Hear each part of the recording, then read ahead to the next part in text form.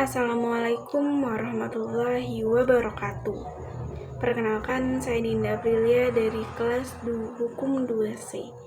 Pada kesempatan kali ini, saya akan membahas mengenai perbedaan antara hukum internasional, hukum antar negara, antar bangsa, dan hukum antar negara, serta menjawab pertanyaan penting, apakah hukum internasional itu benar-benar hukum atau hanya moral internasional. Nah, topik ini penting karena seringkali terjadi kekeliruan dalam penggunaan istilah.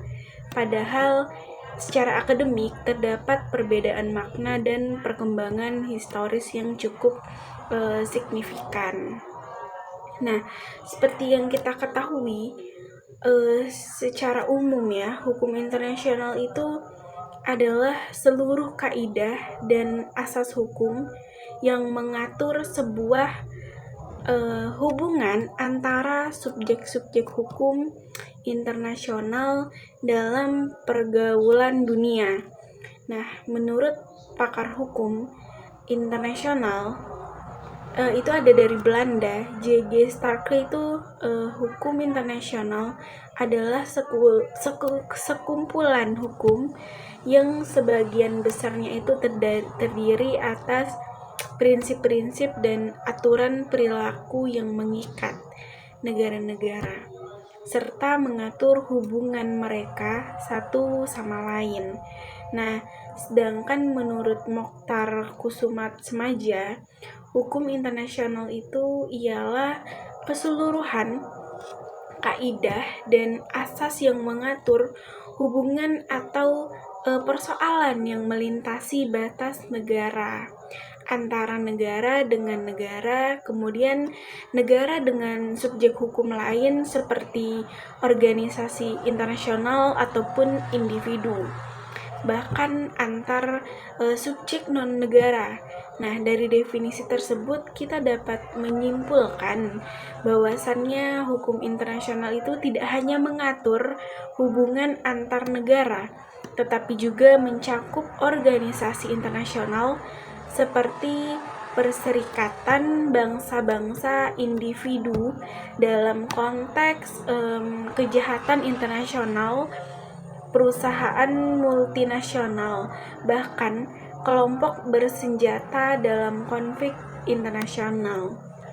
Nah, adapun contohnya, contoh penerapan hukum internasional itu ada hukum laut yang biasa disebut dengan UNCLOS, kemudian hukum perang, hukum diplomatik, hukum HAM internasional, kemudian perjanjian internasional. Nah, yang kedua itu pengertian hukum antar bangsa. Nah, istilah hukum antar bangsa ini merupakan terjemahan dari istilah law of nation. Secara historis, istilah ini berkembang di Eropa ketika konsep bangsa dan negara sebelum sepenuhnya modern seperti sekarang. Dan istilah ini juga pernah dipopulerkan oleh ahli hukum Belanda, yaitu Hugo Grotius yang dikenal sebagai Bapak Hukum Internasional melalui karyanya yang berjudul The Jurabeli Advocates. Ia menggunakan istilah yang mengarah pada hukum yang berlaku di antara bangsa-bangsa. Nah, makna bangsa pada masa itu lebih dekat pada pengertian komunitas politik atau kerajaan. Nah, jadi hukum antar bangsa ini awalnya itu mengatur hubungan kerajaan, perjanjian damai, aturan perang, hubungan dagang. Namun, dalam perkembangan modern, istilah bangsa ini menjadi kurang tepat. Karena apa? Karena bangsa tidak selalu identik dengan negara. Ada bangsa tanpa negara, seperti stateless nation, ada negara dengan banyak bangsa. Contohnya kita ambil bangsa Kurdi yang tidak memiliki negara sendiri, negara seperti Indonesia yang terdiri dari banyak bangsa, suku. Karena itu istilah hukum antar bangsa itu dianggap kurang presisi secara terminologis dalam konteks hukum modern. Nah, kemudian adanya pengertian hukum antar negara. Hukum antar negara itu ialah hukum yang mengatur hubungan antar negara yang satu dengan negara lainnya. Fokusnya itu ialah kedaulatan negara, hubungan diplomatik, perjanjian internasional, kemudian ada pengakuan negara, tanggung jawab negara. Nah, istilah ini tuh lebih sempit dibandingkan internasional. Mengapa demikian? Karena lingkupnya hanya membahas hubungan negara dengan negara saja, berbeda dengan negara lainnya. Padahal dalam praktik modern, hukum internasional juga mengatur individu. Misalnya dalam Mahkamah Pidana Internasional, organisasi internasional hak asasi manusia, lintas batas negara, kemudian perusahaan global. Nah, contohnya, seseorang bisa diadili secara internasional atas kejahatan perang meskipun dia adalah individu, bukan negara. Nah, ini tuh menunjukkan bahwa hukum internasional itu sudah melampaui sekedar hubungan antar negara. Dan yang keempat itu ada perbandingan ketiga istilah aspek hukum antar bangsa, hukum antar negara, hukum internasional, subjek bangsa, negara, kemudian organisasi, individu, ruang lingkup, tradisional, lebih sempit, paling luas, referensi modern, kurang tepat, terbatas, paling sesuai. Kemudian adanya pertanyaan istilah mana yang lebih atau yang paling cocok digunakan saat ini. Nah, dalam konteks dunia modern, istilah yang paling tepat digunakan adalah hukum internasional. Nah, alasannya mengapa? Karena subjek hukum ini sudah berkembang. Sekarang bukan hanya negara yang menjadi hukum internasional, tetapi juga organisasi internasional seperti ASEAN, individu atau pelaku kejahatan internasional, perusahaan multinasional. Dan yang kedua itu ada globalisasi dan interdependensi.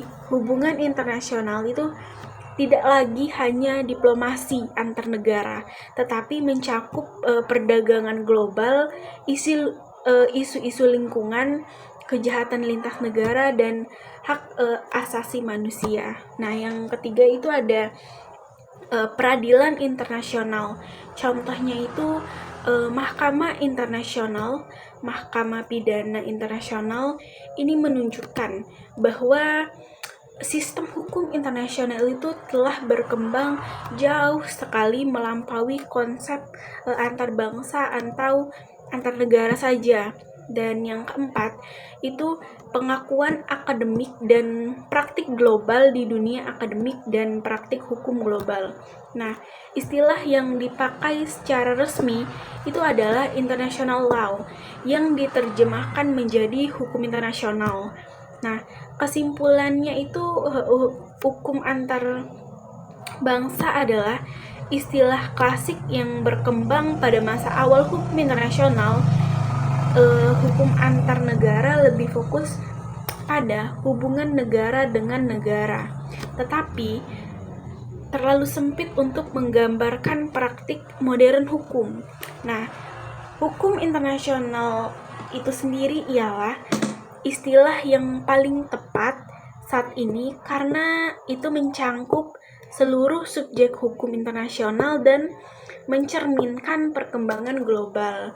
Nah, dengan demikian, dalam konteks akademik, praktik hukum, maupun pergaulan internasional modern, istilah yang paling relevan dan tepat digunakan adalah hukum internasional. Nah, kemudian apakah hukum internasional ini benar-benar hukum? Atau sebenarnya cuma aturan moral yang gak mengikat? Nah, di video ini kita bakal bahas secara singkat, jelas, dan tetap akademik. Kenapa ada yang menganggap hukum internasional itu cuma moral? Kalau kita lihat dari hukum dalam negara, itu ada polisi, jaksa, hakim, dan sanksi yang jelas.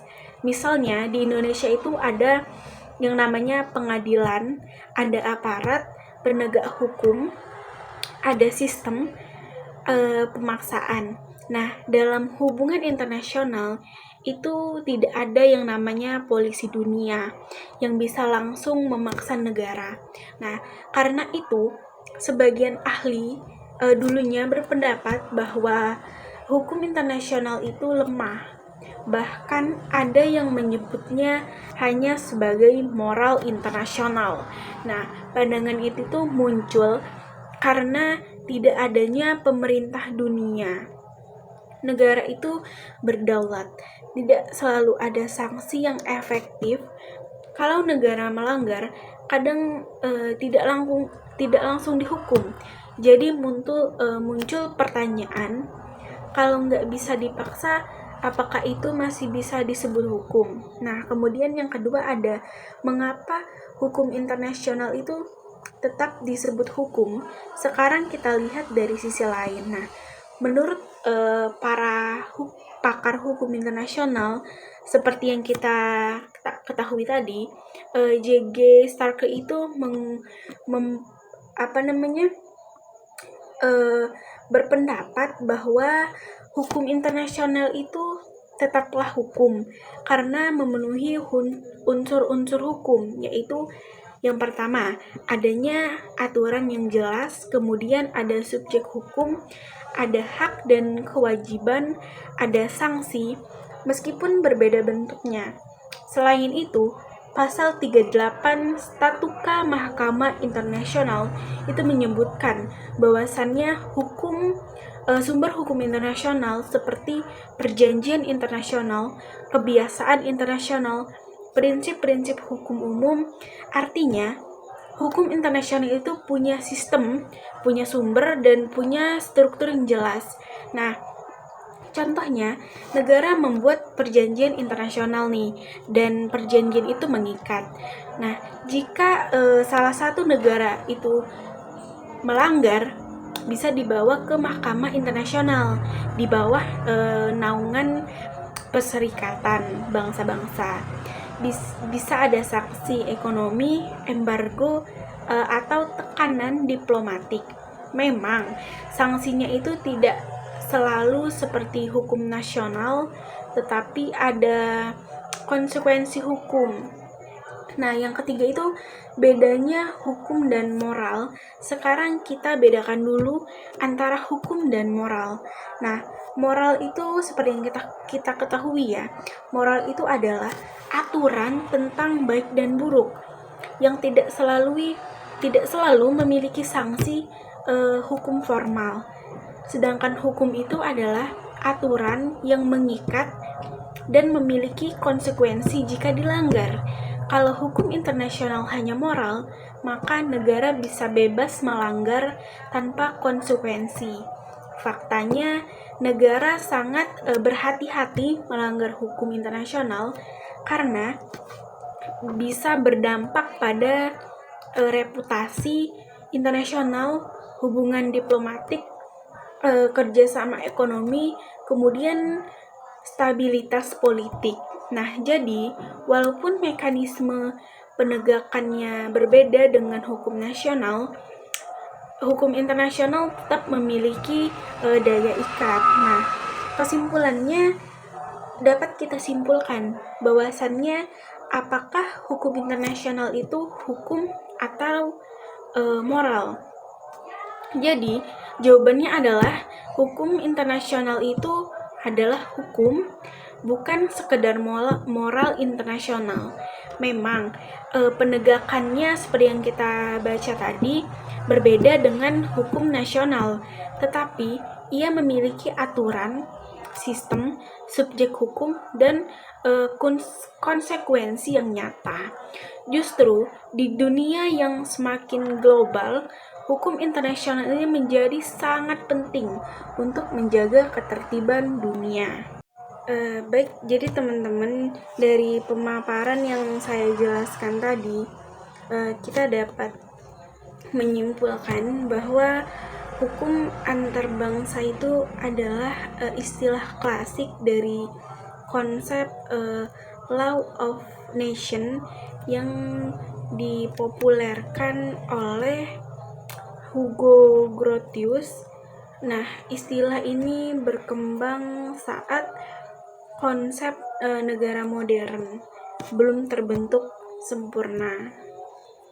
Kemudian sehingga kini itu dianggap kurang tepat secara terminologi.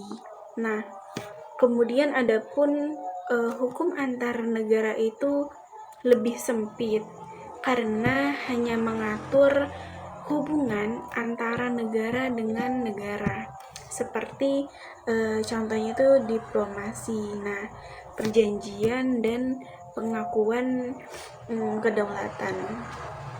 Adapun hukum internasional itu ialah istilah yang tepat itu digunakan saat ini ya, karena ruang lingkupnya itu lebih luas, yaitu kan mengatur hubungan antar negara, kemudian organisasi internasional seperti Perserikatan Bangsa-Bangsa, kemudian individu. Misalnya dalam kasus kejahatan perang di Mahkamah Pidana Internasional. Nah, mengenai pertanyaan apakah hukum internasional itu benar-benar hukum atau hanya moral, jawabannya iya. Itu hukum internasional tetaplah hukum walaupun tidak memiliki polisi dunia. Ia memiliki aturan yang jelas, sumber hukum, subjek hukumnya, serta konsekuensi seperti sanksi ekonomi dan tekanan diplomatik. Nah, kesimpulan hukum internasional ini bukan sekedar moral internasional, melainkan sistem hukum yang nyata dan penting dalam menjaga ketertiban dunia. Nah, mungkin teman-teman dari pemaparan yang saya jelaskan sebelumnya hanya itu yang saya ketahui, dan saya ucapkan wabillahi taufiq walhidayah. Wassalamualaikum warahmatullahi wabarakatuh.